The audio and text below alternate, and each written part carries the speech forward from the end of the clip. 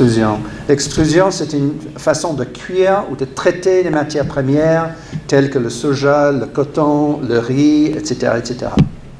Donc, nous sommes totalement spécialisés. Si vous nous demandez pour une usine d'aliments de bétail, je dirais non, ça je ne fais pas. On est vraiment spécialisé dans la technologie de l'extrusion. Nous sommes une petite société américaine qui a été créée il y a plus de 50 ans. Nous sommes maintenant aujourd'hui présents dans plus de 100 pays dans le monde et nous sommes spécialisés dans les technologies que j'ai mis là, donc la transformation des graines oléagineuses, coton, soja, tournesol, etc., etc. Donc les farines fortifiées pour enfants et adultes, farine de soja pour la boulangerie, les protéines texturées, les aliments pour poissons et chiens et chats, les sous-produits, important peut-être ici pour le Sénégal, c'est la stabilisation du sang de riz. Alors, en Afrique, nous sommes présents dans 15 pays, nous avons une centaine de clients, nous avons presque 200 extrudeuses en opération aujourd'hui, nous avons des techniciens à Lagos et à Nairobi, et nous avons 4 points de distribution des pièces. Et voilà les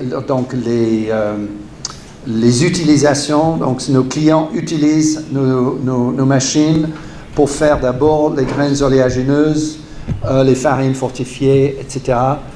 Puis vous voyez en bas, donc les sous-produits, je vous donne un exemple. J'ai un ami au Kenya, il commençait par faire des farines fortifiées. Et puis, il avait une conversation avec un grand producteur de poulet. Et ce producteur de poulet lui disait, mais vous savez, j'ai un énorme problème avec les déchets de mon abattoir. Je ne sais pas quoi faire avec. Actuellement, je fais un trou dans un champ et j'enterre tous ces déchets. Quel gâchis!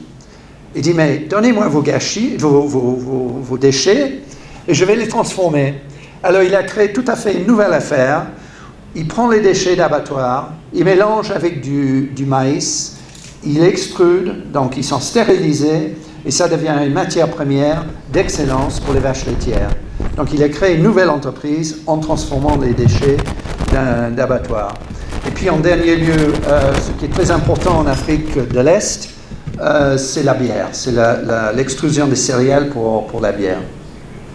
Donc, vous voyez ici des extrudeuses, différentes capacités, la forme des produits en bas. Nous fabriquons également des presses à huile, donc pour toutes sortes d'huiles végétales.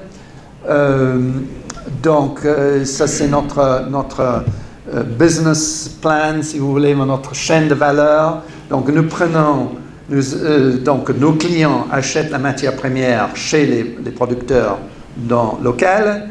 Ils les transforment, ils ajoutent de la valeur, ils améliorent la valeur nutritionnelle, ils séparent l'huile dans le cas des graines oléagineuses et ça crée des produits alimentaires qui sont ensuite revendus sur le marché local.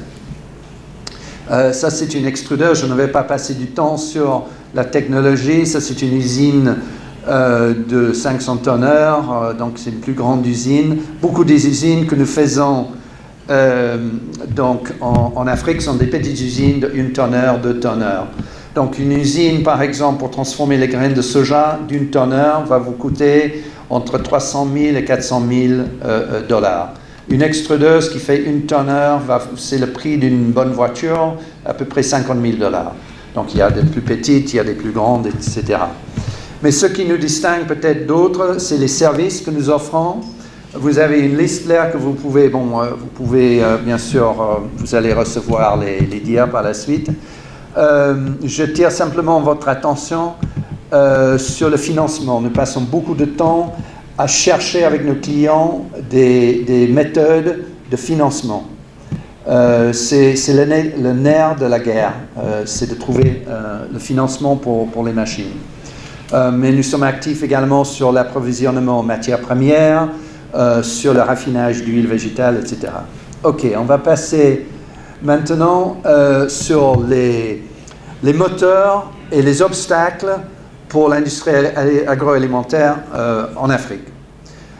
Alors, je le compare un peu à quelqu'un qui conduit une voiture avec un pied sur l'accélérateur et l'autre pied sur le frein. On n'avance pas très bien.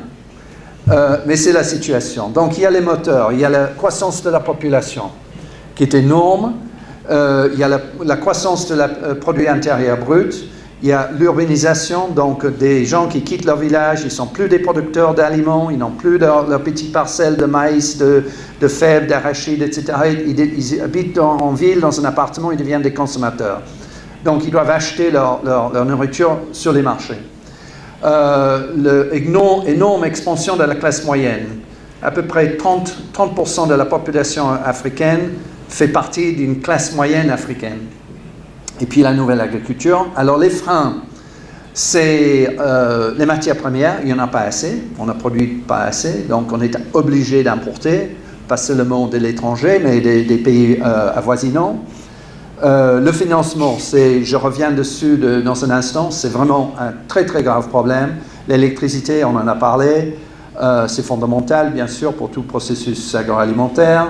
Les compétences, il manque de compétences terribles. Par exemple, je ne connais aucune université en Afrique qui donne des cours sur l'extrusion. L'extrusion est un procédé fondamental en agroalimentaire, mais il n'y a aucun endroit où on peut aller pour apprendre. Donc, le soutien du gouvernemental, n'en parlons pas parce qu'il n'existe pas. Ok, la population.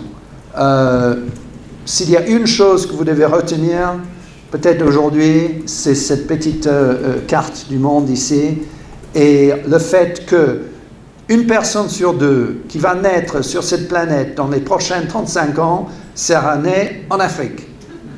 Donc, si vous êtes dans le business en agroalimentaire, pensez-y. Vous devez connaître la situation démographique de votre pays, de votre localité. Parce que ce n'est pas aujourd'hui que vous produisez également pour demain. Vous achetez des machines, ils servent encore en fonction dans 10 ans, dans 20 ans. Donc, pensez à cette expansion. Pensez à votre marché. Donc, l'urbanisation, on en a parlé. C'est une tendance à travers toute l'Afrique. Le monde entier, en fait, on quitte les zones rurales pour habiter en ville. La classe moyenne, on en a parlé. Et maintenant, je vais passer au financement. Donc, le financement, le problème majeur. Si je veux acheter 5 ou 6 vaches, d'accord, 5 ou 6 000 $, jusqu'à 10 000 $, il n'y a pas de problème. Je vais à une agence de microfinancement. Et je vais recevoir 10 000 $ et je peux acheter mes vaches. Aucun problème. OK? Si je veux faire un grand investissement de plusieurs millions de dollars, sans problème, je vais aux banques internationales, etc., ou mes banques locales, banques en lien avec des banques internationales, je vais pouvoir trouver les fonds. Notre problème, le problème de la plupart des entreprises agroalimentaires en Afrique, c'est qu'ils sont au milieu, entre les deux. Ce sont des petites entreprises d'habitude familiales et ils veulent investir pour une somme de 500 000 $, 300 000 $, $1 million. Et là, personne ne veut les financer. C'est un problème majeur. Donc, je vous aurai tout ça plus tard dans la présentation sur papier, sur Internet. Mais, donc, le problème, c'est les taux d'intérêt, et pas seulement les taux d'intérêt. Donc, ça, donc, il y a, la semaine passée, M. Adesina, qui n'est pas n'importe qui, c'est le président de la Banque africaine de développement. Il était avant le ministre d'Agriculture du Nigeria. Il a fait des études en agriculture aux États-Unis. C'est un homme qui sait de quoi il parle. Et il a dit l'autre jour, ce que beaucoup de gens disent depuis des années, ça suffit. C'est impossible de développer le secteur privé en Afrique avec des conditions bancaires comme actuellement.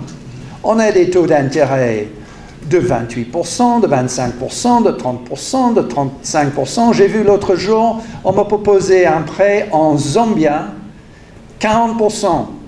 Et je dis, oui, les garanties, ça sert à combien? Oh, 150%. Ça veut dire, je veux emprunter 100 000 $. Je dois déposer à la banque 150 000 $ avant que je puisse avoir ce prêt. Écoutez, on est des idiots ou quoi? C'est pas possible. Alors finalement, le président Kenyatta du Kenya a signé une loi la semaine passée qui limite le pourcentage que les banques privées peuvent ajouter au taux de base de la Banque centrale du Kenya. Qu'est-ce qui va se passer? Personne ne le sait. Est-ce que ça va améliorer la situation? Ce que M. Adesina a dit, c'est que les banques ne veulent pas donner des emprunts pour l'agriculture, pour l'agroalimentaire, pour les usines d'alimentation de bétail, pour les usines de jus de fruits, de mangue, etc. Ils ne veulent rien investir dans l'agriculture parce qu'ils disent qu'il y a trop de risques. Oui, il peut y avoir une sécheresse, il peut y avoir trop de pluie, il peut y avoir ceci, il peut y avoir cela, le ciel peut tomber sur ma tête, donc je n'investis pas. Alors, si vous êtes un industriel de l'agroalimentaire en Afrique, il faut chercher ailleurs. Et c'est là que vos problèmes donc commencent. OK. Donc, vous avez plusieurs options. D'abord, vous avez besoin de vos fonds propres, qui vont être au minimum 25%, peut-être 30%, 40%, ça dépend. Vous pouvez aller chez vos actionnaires, si vous en avez, et faire une augmentation de capital. Les banques commerciales, dans la plupart des cas, c'est inutile. Du leasing, nous avons un programme de leasing. Vous pouvez acheter nos machines en Afrique de l'Est par leasing, donc vous payez chaque mois, et à la fin de 2 ans ou 3 ans, vous devenez propriétaire des machines. Vous tournez aux fonds de capital investissement, les private equity funds, comme on les appelle, ils sont partout. Il y en a de très forts qui sont ici à Dakar, comme Root Capital. Mais le futur, c'est ça. Alors, pourquoi ces fonds de capital investissement sont si forts? Parce que les retours sur investissement sont énormes.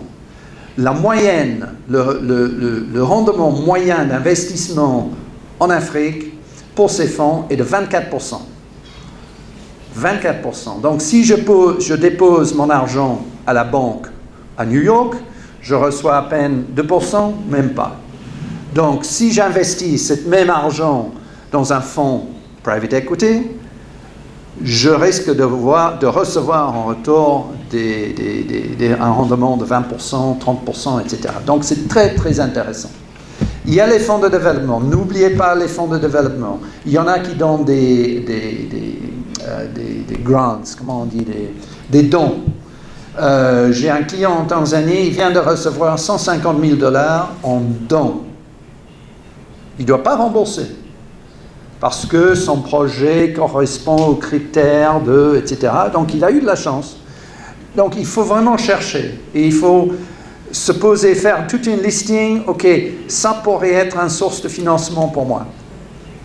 Le US Exim Bank finance les exportations américaines, on en a parlé.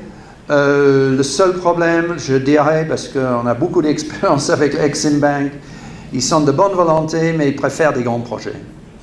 Donc, si vous êtes en dessous d'1 million, c'est le même travail. Donc ici, si vous demandez à Exim Bank un emprunt de 500 000 $, pour eux, c'est beaucoup de travail pour pas grand-chose. Par contre, il y a un courtier Exim Bank à Johannesburg, une firme qui s'appelle American Trade and Finance. Ce sont des courtiers qui ont le pouvoir. Ils ont reçu de Exim Bank le pouvoir de faire leurs propres décisions. Donc, ils peuvent vous leur livrer vos comptes financiers de 3 ans et ils peuvent vous donner, dans 2 jours, plus ou moins, une réponse oui ou non. Donc, c'est intéressant. Donc, ça, c'est une piste à suivre. Les partenariats, on n'a pas le temps maintenant de parler des partenariats, mais il s'agit de la chaîne de valeur. Qui est dans ma chaîne de valeur? Avec qui est-ce que je peux faire un partenariat? Ce sont des pistes de financement vraiment très intéressantes. Et voilà. Jim veut que j'arrête. Alors je suis ses ordres. Merci beaucoup. D'accord.